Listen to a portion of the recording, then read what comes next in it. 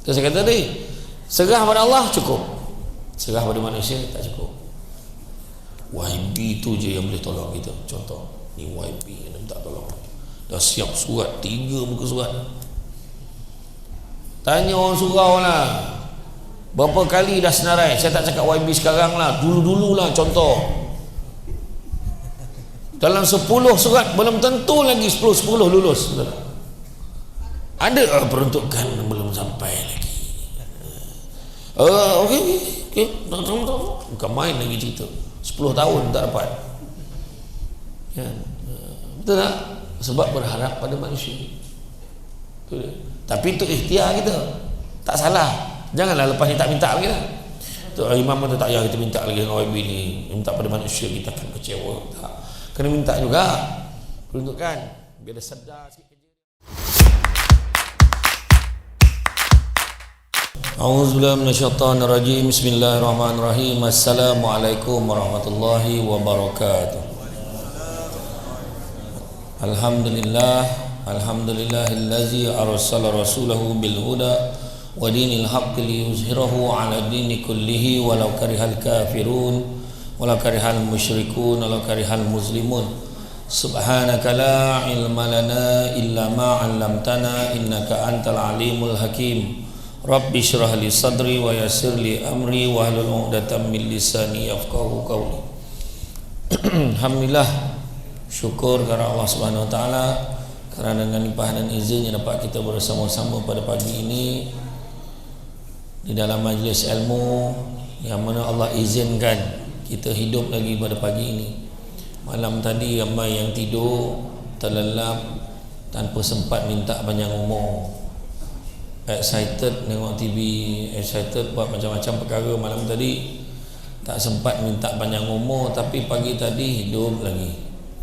Dan tak ada siapa pun yang bangun pagi tadi kecewa, kenapalah aku hidup lagi, kan? Tak ada, kenapalah hidup lagi, kan? Macam tu. Dan Alhamdulillah Allah izinkan malam tadi ada orang kunci jam sampai 8 kali bunyi supaya nak pastikan dia datang kuliah subuh pagi ni. Tidak rugi dia tak dapat tengok Syamsul depan-depan. Dan Alhamdulillah saya tak pernah tengok surau yang mana jemaah perempuan dia dah standby dekat parking nak ambil gambar. Alhamdulillah.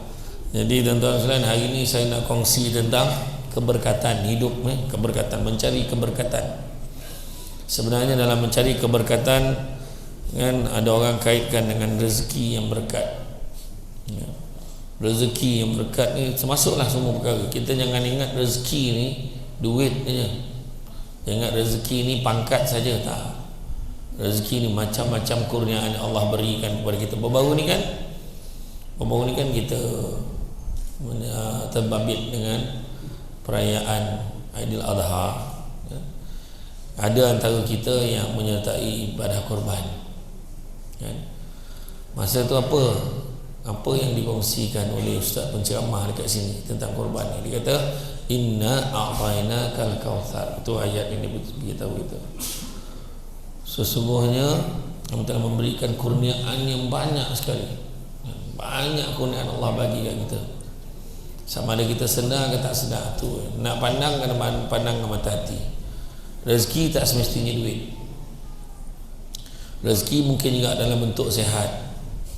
Rezeki mungkin dalam bentuk lapang rezeki. Bukan banyak duit, lapang rezeki. Duit yang ada tu cukup. Kan? Jadi rezeki yang berkat sedikitnya cukup, banyaknya boleh diagih-agih. Malahan rezeki, manakala rezeki yang tidak berkat pula adalah sedikitnya tidak cukup, banyaknya tidak puas. Rezeki yang berkat sikitnya cukup, banyaknya pula boleh dikongsi dengan yang lain. Rezeki yang tak berkat, sikitnya tak cukup, banyaknya tak puas.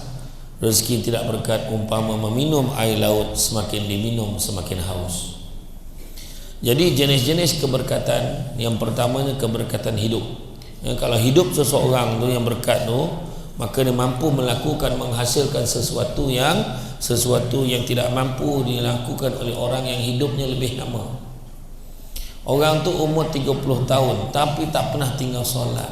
Masa dia meninggal dunia umur 30 tahun, tak pernah tinggal solat, dia banyak sedekah, banyak tolong orang, contoh. Dibandingkan dengan orang yang umur 85 tahun.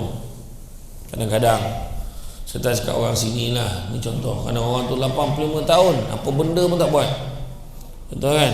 Yang dia tahu relax, main, dia pergi haji, dia pergi haji sehari sekali, main dam haji dekat kedai minum kopi kan, tapi tak pernah sampai sana, dia main dam haji saja.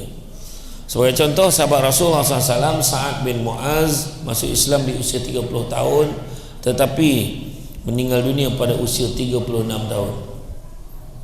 Akan tetapi ketika beliau meninggal, Arash sampai bergoncang dalam rangka nak menyambut kedatangan rohnya, padahal dia hidup hanya 6 tahun dalam pangkuan Islam. Maknanya banyak benda baik yang dia buat. Contohlah Abang Adam Kori, kenal Abang Adam Kori tak? Dragon, dia dalam tempoh dia Islam, setakat yang saya berbual dengan dia lah, last yang saya berbual dengan dia kata setakat dia Islam baru berapa tahun, dia telah berjaya mengislamkan 17 orang lagi sahabat-sahabat dia. Kita yang dah berpuluh tahun Islam ni seekor pun tak dapat, seorang pun tak dapat, seekor pula kan. Dan kemudian begitu juga keberkatan yang kedua adalah keberkatan pada waktu, iaitu kemampuan dalam menggunakannya. Daripada pagi sampailah ke malam, banyak perkara-perkara baik yang dia dapat gunakan, laksanakan dalam tempoh masa yang dia ada. Ada orang lain pula dalam masa yang sama pagi sampai malam, daripada pagi sampai malam istiqamah, dia tengok TV. Contoh istiqamah dia kan, tak tengok ni apa tau, nak tengok ni tengok waktu World Cup nanti, Piala Dunia ni. Dia boleh tahajud tu, kalau live tu start pukul 2 pagi, dia boleh kunci jam, tidur malam, tidur awal ni, esok pagi nak bangun nak tengok bola, nak tengok England lawan France, bangun nak tengok pagi. Alhamdulillah boleh istiqamah tentang itu. Tapi bangun malam untuk ibadah kepada Allah belum tentu lagi. Yang kemudian keberkatan pada rezeki. Keberkatan pada rezeki berkat itu dapat mencakupi dan mencukupi meskipun sedikit. Ramai orang yang gajinya banyak tetapi tak cukup, hutangnya banyak yang harus diselesaikan, kehidupannya tetap susah. Tapi ada orang berpendapatan sedikit tetapi cukup untuk menghidupkan, menyara kehidupan keluarganya. Ada yang diperlukannya dapat dicapai, hidupnya aman, damai dan bahagia. Dapat nak beli kereta, dapat, walaupun kereta biasa-biasa kan, tapi dia rasa seronok hidup dia. Alhamdulillah dapat beli kereta baru, ye ayah ada kereta baru, Azia, bukan besar tapi family dia gembira. Naik Azia, saya lagi seronok naik Azia. Saya kat Semenanjung naik kereta Azia. Sebab bila kita duduk dengan isteri kita dalam kereta, untuk isteri kita, dia rapat. Kalau kereta besar tu terhalang, jadi dia senang mesra macam itulah. Kalau gaduh pun tak lama kalau kereta kecil. Apa nak kena kalau ada gurau kan, kalau gurau macam itulah. Tapi itulah yang penting, walaupun sikit tapi cukup. Siapa sangka dalam banyak-banyak ceramah dalam tempoh 7 hari saya ceramah, ini satu-satunya surau yang dapat panggil Syamsul Ubat. Yang lain semua masjid. Rezeki lah tu, walaupun sikit tapi cukup, boleh panggil Syamsul Ubat. Janganlah tepuk, ni bukan konsert. Sabar. Bawa tenang. Jadi betul lah kan. Alhamdulillah dapat kita, betul lah. Dia kata surau kita satu-satunya surau yang dapat dalam seminggu ni. Saya rasa tak ada surau lain-lain, semua masjid. Semalam masjid negeri, masjid Jamik buat dekat Dewan Don. Saya dengan Datuk Nafizah Musa petang semalam. Alhamdulillah ramai. Masih ada ruang lagi. Masuklah. Okey, masuk. Ada lagi yang baru sampai. Ada daripada masjid lain ni. Alhamdulillah. Itu dari segi rezeki. Kemudian keberkatan pada ilmu. Apa maksud keberkatan pada ilmu? Ilmu dan pengetahuan yang berkat akan membawa perubahan yang positif pada pemiliknya dari segi amalannya, amal ibadahnya, budi pekertinya, serta dapat memberi manfaat pada orang lain. Berbudi bahasa, elok perangainya, belajar tinggi, budi bahasanya pun elok. Allahu Akbar. Belajar tinggi tapi tak hormat orang pun tak ada guna. Kan? Macam mana tak berkat tu orang cakap. Kata Imam Malik, biar ilmu sikit tapi jangan tak ada adab. Apa maksudnya? Ilmu sikit tapi jangan tak ada adab. Daripada ilmu tinggi tapi tak ada adab pun tak ada guna. Tak hormat dengan orang. Contohnya saya dengan Tuan Imam, dengan Tuan Pengurusi, kita duduk minum tengah makan kuih celorot tu, minum air kopi Samsul Bat minum air kopi sebab dia dah lama putus susu. Tengah minum, lalu satu anak dara menunduk dia dekat tepi meja kita tu. Tumpang lalu Abang Haji, terangkat kopiah imam tu, anak dara tu, saya terus tanya imam, anak siapa tu? Kita tanya anak siapa, sebab ada. Tapi kalau tengah duduk dekat meja makan tu, lalu satu kereta besar lah, Range Rover,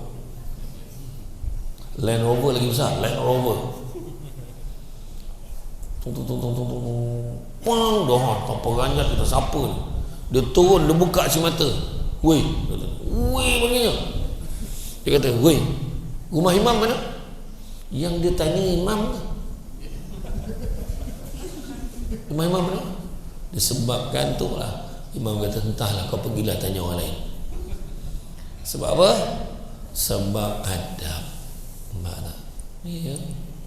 Adab ni boleh mencakupi semua. Tu sebabnya bila guru-guru pesan tu ikut adab, dia kena dengar pesan guru. Pokok sena tepi sempadan, anak tupai menumpang lalu, bercerai nyawa dari badan, barulah putus petua guru. Apa guru pesan tu ikutlah. Kan? Kalau mencari pokok berbuah, pucuk elobek dahan berdaun. Kalau nak jadi insan bertuah, duduknya beradab, tegaknya bersantun. Itulah adab. Bagus adik-adik ni, nampak kan? Elok senyapnya.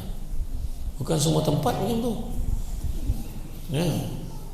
Bukan semua tempat tu dia bising, dia kacau, contohlah kan. Tapi ingat tu budak biasa. Kalau ada budak-budak berlari-lari bising-bising, tu biasa, tegur dia baik-baik. Jangan kita tegur dia, dek, kalau nak main-main je, pergi balik. Sampai tua budak tu tak datang lah suam. Sebab dia suruh dihalaunya balik, sampai sudah tak datang budak tu. Macam ayah tengah semayang, Allah, Bismillahirrahmanirrahim, anak tu panjat, budak panjat ayah macam ni. Yang mak ni turun, pergi main jauh. Semenjak daripada itu, setiap kali waktu solat saja anak main jauh. Dah namanya budak, janganlah dihalau budak tu. Lain lah kalau masa ayahnya semayang, maknya panjat. Itu patut halau kan, tak faham bahasa pun tu macam tu kan. Dah nama budak, dia tak faham, dia rasa dia boleh panjat kan. Dia sampai sujud pun dia duduk bergauyat dekat kepala ayah ada lagi. Jadi keberkatan pada ilmu tu, dia hormat guru, dia hormat pada orang. 4 kategori manusia yang menuntut ilmu tapi dilaknat oleh Allah. Siapa dia? Kalau kita tengok dalam kitab hadis 40 salah satu hadis tu memberitahu tentang 4 kategori manusia yang menuntut ilmu tapi dilaknat oleh Allah. Pertama, orang yang menuntut ilmu kerana ingin berlawan dengan nak menunjukkan siapa yang lebih handal. Nanti aku habis belajar, kita tengok aku ke dia lagi pandai. Contoh, dilaknat oleh Allah. Kedua, menuntut ilmu supaya orang mendongak kepadanya. Dia nak orang yang hormat dia. Mendongak tu hormat kan? Pun dilaknat oleh Allah. Ketiga, menuntut ilmu kerana ingin mengejar kekayaan dunia, dilaknat oleh Allah. Ibu-ibu hati-hati, selalu cakap dengan anak-anak kan, nak kaya belajar rajin-rajin, jangan. Terus buat orang tua-tua dulu-dulu cakap, kalau nak jadi orang, belajar. Kita pun terfikir, selama ni kita ni bukan orang. Maksudnya jadi manusia. Manusia apa? Khairun nas anfa'uhum linnas. Sebaik-baik manusia, manusia memberi manfaat pada orang lain. Dan yang keempat, orang yang dilaknat, menuntut ilmu yang dilaknat oleh Allah adalah orang yang menuntut ilmu kena nak berlawan sesama orang yang tak pandai. Lagi teruk, nak berlawan dalam grup WhatsApp, nak tengok siapa lagi pandai. Dalam grup WhatsApp tu dia share, kalau tak silap akulah yang aku belajar dulu, Pak Wahal ambil dekat Google tu, masuk dalam tu nak tunjukkan dia lagi pandai. Tu pun dilaknat oleh Allah. Tu. Tapi itu bukan tajuk hari ni lah. Seterusnya, keberkatan pada rumahnya. Macam mana keberkatan pada rumah? Rumahnya berkat, penghuninya aman dan damai, rumahnya dapat menjadikan penghuninya rasa bahagia, senang mengikuti perintah Allah. Macam tu.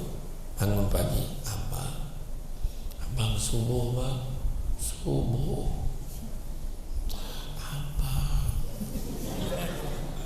kejut pagi subuh bang. Kalau macam tu lah cara kejut, sudahnya dua-dua tak subuh. Yang faham, tak faham sudah. Kejut tak tahulah ustaz, suami saya susah nak bangun, tak tahu macam mana nak buat kan. Senangnya, abang api bang, api mana api? Api neraka cakap. Ya, dia terjaga sikit kan. Sebabnya bila azan subuh ni mustahak. Azan subuh dengan azan maghrib beza. Azan maghrib, Allahu Akbar, Allahu Akbar, tu subuh. Tu maghrib. Kalau subuh, Allahu Akbar, Allahu Akbar, macam tu je, tegas sikit. Asyhadu an la ilaha illallah,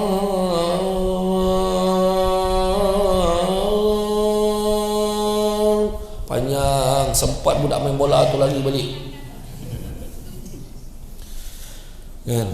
Yang paling mustahak tu, as-salatu khairum minan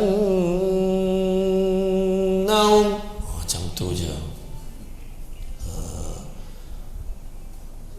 Rasa nak menyanyi pula dengar ringtone kan. Kalau dia tak boleh dah, as-salatu khairum minan naum, tak boleh. Tidur orang kan. Tu sebab kadang Bilal dia bukan apa, kalau orang macam ni ramai semangat Bilal azan ni, bila subuh tengok Allah buka sliding door dia seorang.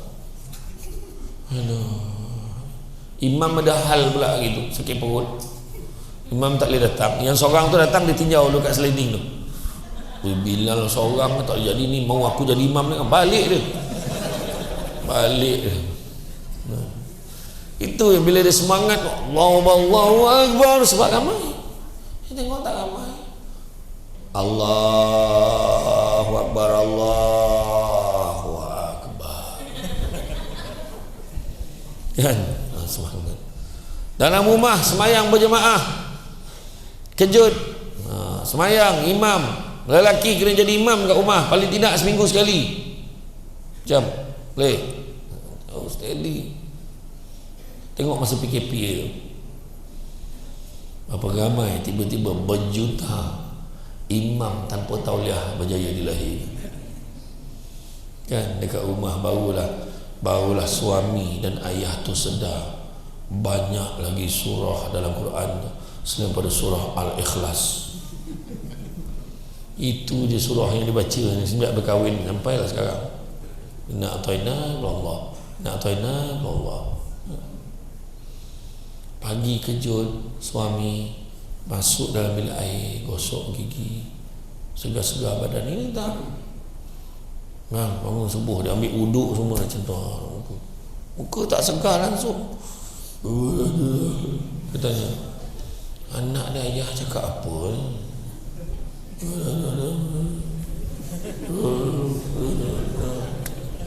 Allahu Akbar. Yang anak pun Allahu Akbar. Yang mak ni Allahu Akbar.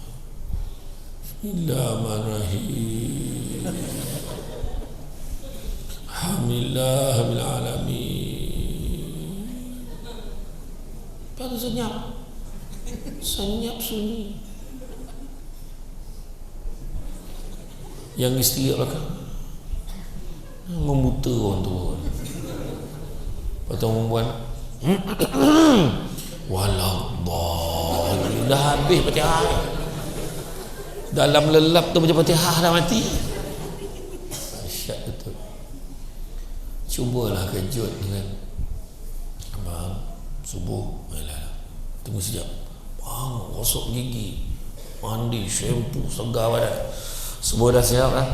Dah ya. Oh, anak-anak standby. Tak adalah ramai sangat. Dalam 10 orang. Rajin dia beranak. Allahu Akbar. Anak, ada gema. Oh, macam pakai speaker. Bismillahirrahmanirrahim. Alhamdulillahi Rabbil Alamin. Ar-Rahmanir-Rahim. Maliki Yawmiddin. Iyyaka na'budu wa iyyaka nasta'in. Isteri agak belakang. Suamiku dalam hati Pak. Imamku waladdallin. Anak nyaut amin. Bismillahirrahmanirrahim. Inna a'tainakal kautsar. Anak kat belakang dah agak dah, anak dah tahu. Aduh, anak dah boleh, tak salah pun, keberkatan pada rumah dia. Kemudian rumah ni tak perlu besar, tapi dia boleh buat semua benda tu. Keberkatan pada keluarga yang berkat, ada keluarga dapat membantu kita nak melaksanakan ketaatan. Itu saya kata tadi, anak-anak suruh solat, anak solat. Tolong ibu buang sampah, tak rungut pun. Olah, sikit sampah. Budak tu nyaut. Jangan nyaut. Dosa adik jangan nyaut. Bila yang ibu suruh buat. Kemudian keberkatan pada persahabatan dan pergaulan. Berkat dia jumpa kawan-kawan, jumpa masyarakat, senang dan menyenangkan. Kawan-kawan semua nak tolong. Bila kenduri kenara, ramai datang tolong. Bila buat gotong royong kat surau, itulah muka yang datang. Macam tu lah. Tapi berkat lah ada orang datang. Kemudian dia sahabat yang baik adalah sahabat yang akan memberi galakan dan motivasi supaya berjaya di dunia dan di akhirat. Kemudian keberkatan pada pekerjaan adalah pekerjaan yang dilakukan dengan cara yang baik dan penuh dengan semangat. Pekerjaan yang berkat juga dilakukan oleh seseorang dengan penuh tanggungjawab dan amanah, dengan tidak meninggalkan ibadah kepada Allah SWT dan melakukan kebajikan yang lainnya. Tuan-tuan dan puan dan rahmati Allah sekalian, maka bagaimanakah nak mendapatkan keberkatan ini? Nak mendapatkan keberkatan ini, keyakinan yang mantap dan utama, maka Allahur Rahman telah menjadikan dunia ini sebagai negeri imtihan, negeri ujian, yang telah memberikan tapi tetap menyediakan jalan keluar untuknya, iaitu dengan taat kepada Allah. Yang pertama, berusahalah dan bekerja. Berusahalah dan bekerja. Atas dunia ni boleh bekerja. Jangan kita duduk aja. Usaha. Manjadda wajana, kata pepatah Arab. Barang siapa usaha pasti akan berjaya. Allah berfirman di dalam Al-Quran, kalau telah ditunaikan salat Jumaat, maka bertebaranlah di atas muka bumi. Bertebaranlah atas muka bumi Allah ini, dan ingatlah Allah sebanyak-banyaknya agar kalian berbahagia. Surah Al-Jumu'ah ayat yang ke-10. Maknanya keluarlah cari rezeki, dan jangan lupa niat kerana Allah. Disebutkan dalam surah An-Nisa ayat 100, wa may yuhajir fi sabilillah yajid fil ardh muraghaman katsira wa sa'a. Barang siapa yang membuat sesuatu perubahan dalam hidupnya dan niatkan fi sabilillah, di jalan Allah, niatkan Allah, maka dia akan mendapati bumi Allah ni tempat yang luas dan rezeki yang banyak. Jangan risau. Jangan bergantung pada manusia. Bergantung pada manusia, kita akan kecewa. Dengar pesan saya. Harap-harap dia boleh tolong aku naik pangkat. Harap-harap dia boleh recommend aku dapat kerja tu. Mudah-mudahan dia boleh bagi aku duit tu. Mudah-mudahan dapatlah duit persumbangan daripada manusia. Ingat, bergantung harap pada manusia, kemungkinan besar kita akan kecewa. Sebab manusia itu pun terhalang oleh kelemahan-kelemahan diri dia. Kadang-kadang dia ada duit, tapi dia tak rasa nak bagi kat kita. Manusia. Kalau kita berada pada zaman Nabi lain. Zaman Nabi minta dengan Nabi, tak pernah sekali pun Nabi mengecewakan. Nabi akan bagi. Sikit pun Nabi akan bagi. Itu Nabi. Jangan cakap Nabi kita miskin. Memang betul Nabi hidup sederhana. Nabi ambil batu, ikat perut Nabi, sebab Nabi nak berlapar kerana umatnya, nak menyampaikan dakwah pada umatnya. Tapi Nabi bukan miskin. Kalau Nabi miskin, masakan Nabi boleh tolong setiap orang minta tolong dengan dia hampir setiap hari. Itu Nabi kita. Kemudian yang kedua, bertakwalah, iaitu dengan mengikut perintahnya dan meninggalkan larangannya. Allah suruh salat, kita salat. Allah suruh kita puasa, kita puasa. Ni sembahyang jemaah di surau, di masjid. Nabi pernah sebut, kalau ikutkan hati aku, maknanya kalau ikut cita-cita Nabi, aku nak bakar rumah orang yang tak sembahyang jemaah. Kalau ikutkan hati, tapi Nabi tak buat. Kalau Nabi buat, jadi sunnah. Dah semua orang pergi bakar rumah orang. Dah imam lambat sampai, dia pergi bakar rumah orang tu. Dah imam lambat sampai, dah rumah imam nak kena bakar. Ya, tak. Tapi nak bagi tahu penegasan untuk kita bersolat jemaah. Ya, solat jemaah kan senang, ikut aja imam, kan. Lepas tu kita zikir, imam pun doa, kan, kita pun amin, amin. Lepas tu kita dengar pula kuliah, kan senang, bukan susah pun. Yang susah yang ceramah tu lah, susah sikit. Dia kena ceramah, kena cakap. Tapi itulah dia, menyerahkan, kita mengikuti perintah Allah Subhanahu Wa Taala dan meninggalkan larangannya. Allah berfirman yang bermaksud, dan barang siapa yang bertakwa pada Allah, nescaya dia akan mengadakan jalan keluar baginya dan memberikan rezeki kepadanya dari arah yang tidak disangka-sangka. Surah At-Talaq ayat yang ke-2.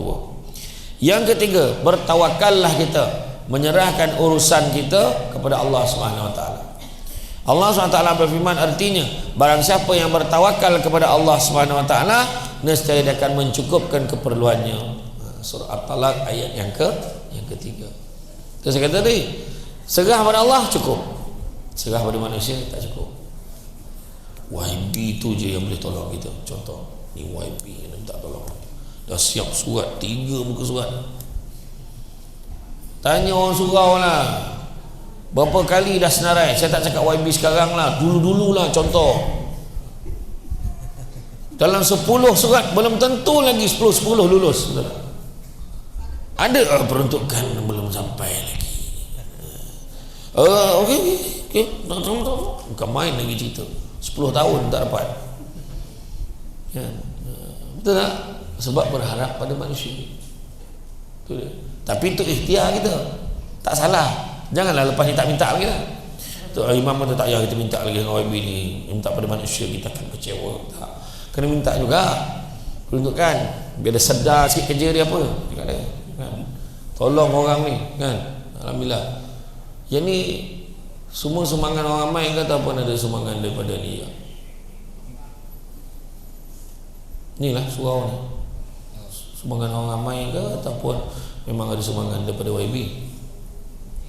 Housing yang kita buat sekarang ni banyak pada adalah komuniti banyak komuniti ya. Tengok bila kita sesama kita kan kongsi, alhamdulillah macam tu lah. Nanti Ustaz boleh besarkan lagi ni buat Jumaat kan? Tak adalah. Kalau dapat ada meja kuliah tu sedap sikit lah.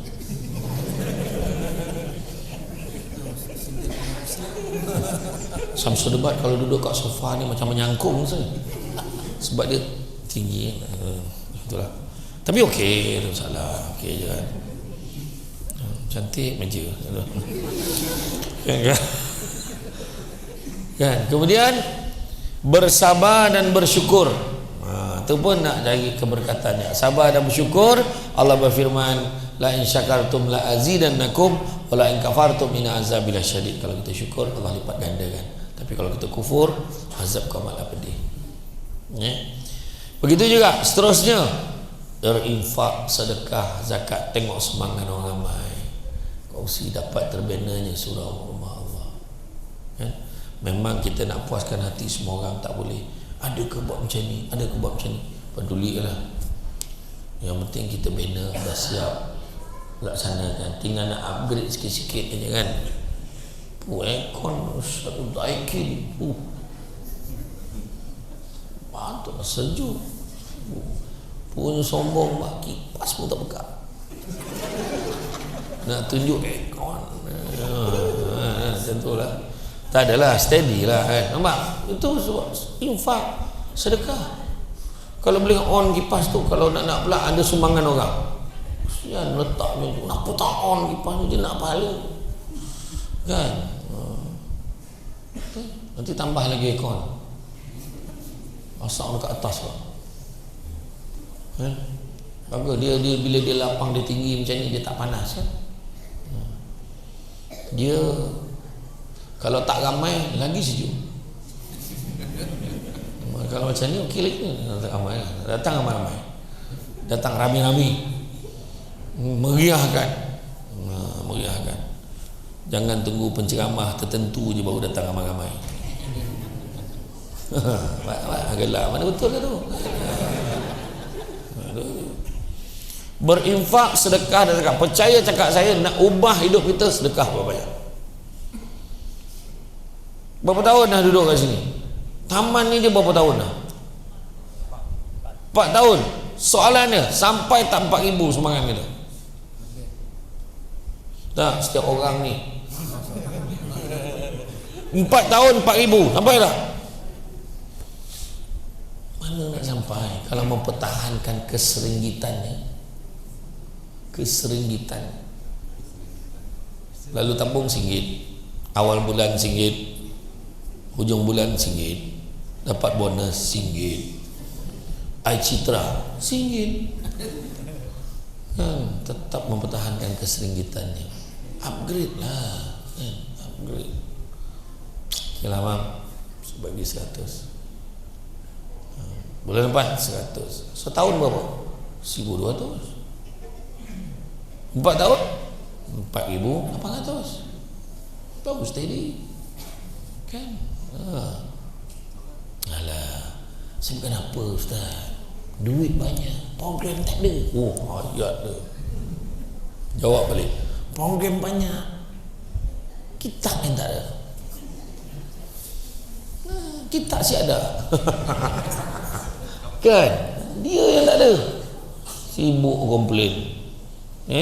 Allah berfirman artinya, dan apa-apa yang kalian infakkan dari sebagian harta kalian, maka Allah akan menggantikannya. Surah As-Saba ayat yang ke-39.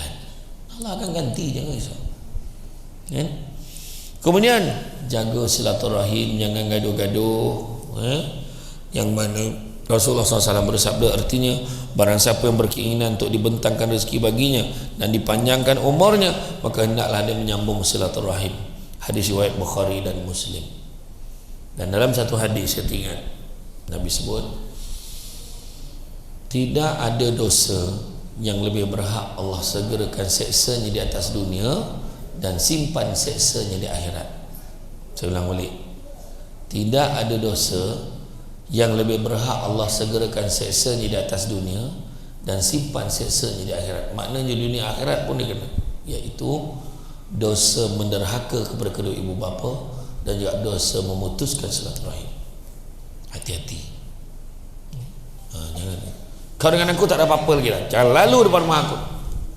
Kau jangan lalu depan rumah aku. Dah lah, itu satu-satunya jalan nak keluar dari taman. Dia tak bagi pula lalu depan rumah ya. Jadi hati-hati. Kemudian berdoa dan beristighfar. Doa banyak-banyak, istighfar ya. Nabi sebut barang siapa yang mengamalkan istighfar setiap hari, pertama akan dijauhkan daripada bala dan musibah, akan dilapangkan daripada segala kesempitan, dan akan didatangkan rezeki daripada jalan yang tidak ada sangka-sangka ya. Allah berfirman yang bermaksud, mohonlah keampunan kepada Tuhanmu, sungguhnya Maha Pengampun, dan dia akan mengirimkan hujan kepadamu dengan lebat dan memperbanyakkan harta dan anak-anakmu, dan mengadakan untukmu kebun-kebun, dan mengadakan pula di dalamnya untukmu sungai-sungai. Surah Nuh ayat 10 hingga 12. Itu yang imam lepas mayang tu istighfar. Astaghfirullahaladzim la ilaha illa wal hayyul qayyum atubu ilaih. Astaghfirullahaladzim la ilaha illa wal hayyul qayyum atubu ilaih. Astaghfirullahaladzim la ilaha illa wal hayyul qayyum atubu ilaih. Sahabat bertanya, kaifa nastaghfir ya Rasulullah? Cara cari istighfar? Nabi ajar astagfirullah. Astagfirullah, astagfirullah, astagfirullah, astagfirullah. Kalau rajin lagi, astagfirullahalazim, astagfirullahalazim. Rajin lagi, astagfirullahalazim la ilaha illa wal hayyul qayyum atubu ilaih. Macam imam baca tadi. Rajin ni, astagfirullah innallah kana tawwaba, astagfirullah innallah kana tawwaba, astagfirullah innallah kana tawwaba. Tak ampun dan taubat sekali. Yang Nabi tak ajar astaga, tu tak ajar. Tu ramai astaga, dia kata buat apa? Tak ada faedah kan. Astagfirullah, amal setiap hari. Berapa kali nak buat? Yang eloknya umum buat. Sebab perempuan kan banyak mengumpat kan, banyak jangan. Saya dengar tadi, saya lalu tadi, tingginya saya dengar tadi ngumpat, tak baik. Buka je mas, dalam TV nampak tua, aku ajar tu. Ni kopiah baru tau, saya baru beli dekat Majma Mall. Buat kopiah dah habis. Tak sangka pula lama sangat kali ni. Contohlah, kita semua banyak dosa kan. Berapa kali nak buat sehari?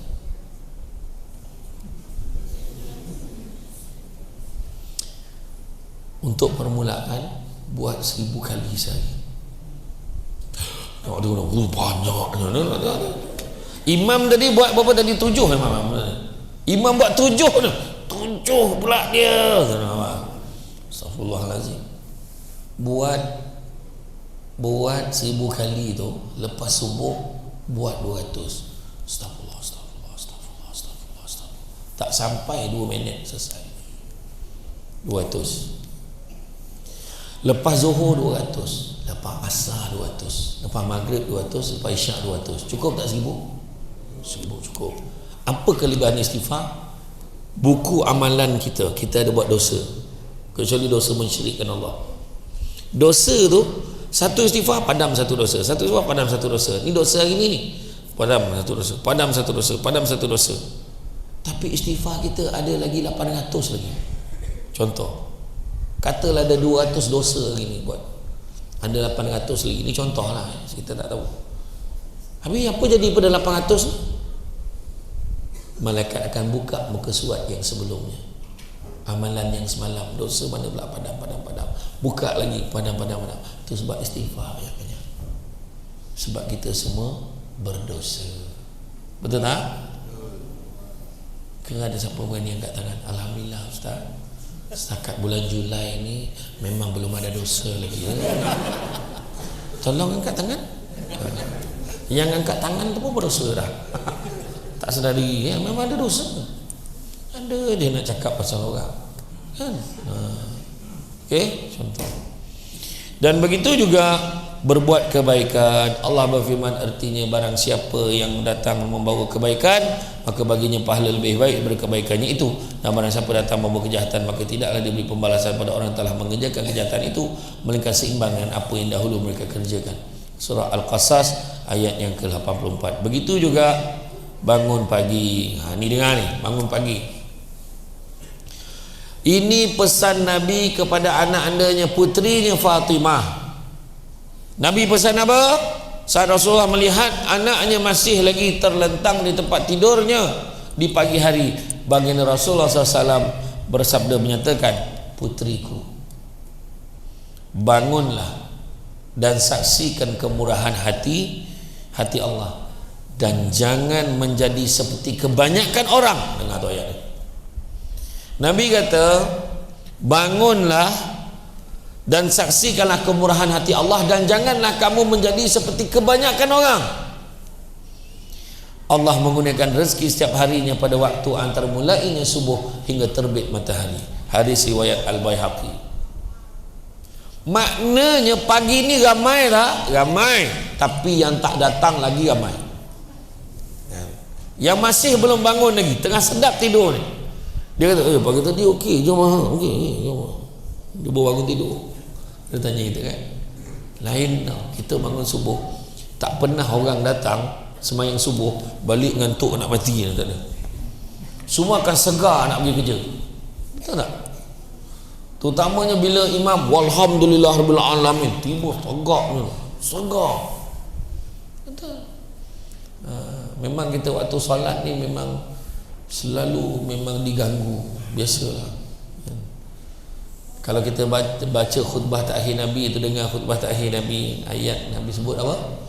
Sesungguhnya syaitan dan iblis berputus asa untuk menyesatkan kamu dalam perkara-perkara besar, tapi tidak pernah berputus asa untuk menyesatkan kamu dalam perkara-perkara kecil. Tu bila kita semayang tu dikacau kata, Allahu Akbar. Dia tiup hidung kita, gatal hidung.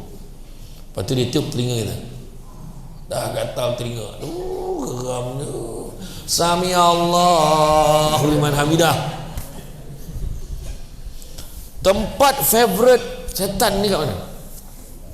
Tu Nabi kata, kadang-kadang tu duduk dekat mana? Ni pelipat-pelipat ni, dekat ni pelipat ketiak ni, dekat leher ni, dekat pelipat telinga, celah telinga ni. Dia sebab kat situ dia mendatangkan kegatalan tu. Tempat paling favorite lubang punggung. Dia relax tu, dia tiup, kentut ke aku ni? Dia kacau. Nabi pesan, pedulikan. Setan ni, setan. Setan. Setan.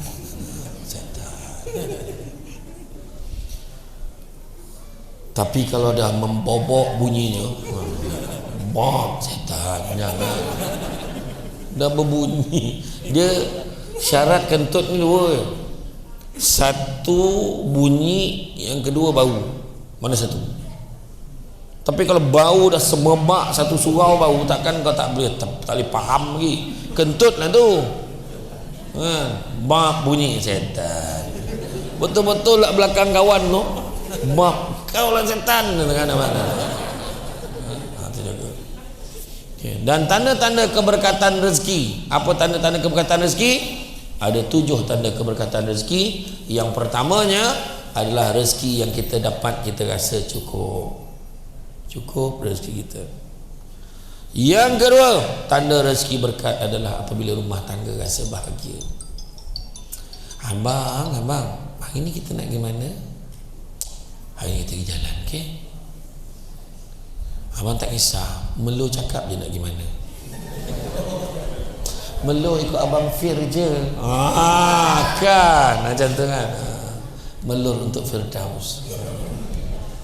Gaduh sikit-sikit tu biasa, tak adalah sampai teruk sangat ya.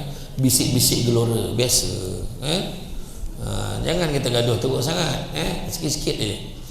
Jadi bahagia hidup. Suami balik menyanyi Aki nyanyi lah, balik nyanyi lagu Hindustan pula tu. Like jo khat tujhe wo teri yaad mein हजारों रंग के नजरों बन गए. Isteri pula लिखे जो खत तुझे, ada apa tu jadi. Yang anak anak tak peraja, bahagia rumah tangga. Ketiga, apabila anak-anak berjaya dalam bidang dia, mungkin dalam akademik, bayangkan ambil 10 subjek dapat 13A, berlebih pula A. Hebat anak aku ni. Yang keempat, seterusnya apa? Adalah apabila kita mudah mentaati perintah Allah. Yang kelima adalah apabila kita ni dalam masyarakat, dalam bekerja, kita senang dengan orang, orang pun senang dengan kita. Seterusnya yang keenam, rumah kita seringkali diziarahi. Ada je orang datang rumah. Itu tak termasuk tin shopping, itu tak termasuk, tu kita yang order sini. Dan yang ketujuh adalah apabila kita doa kita mudah dimakbulkan oleh Allah Subhanahu Wa Taala. Jadi tuan-tuan dan puan-puan sekalian, rasanya cukuplah setakat itu. Sebab boleh lagi ke? Boleh sambung lagi boleh?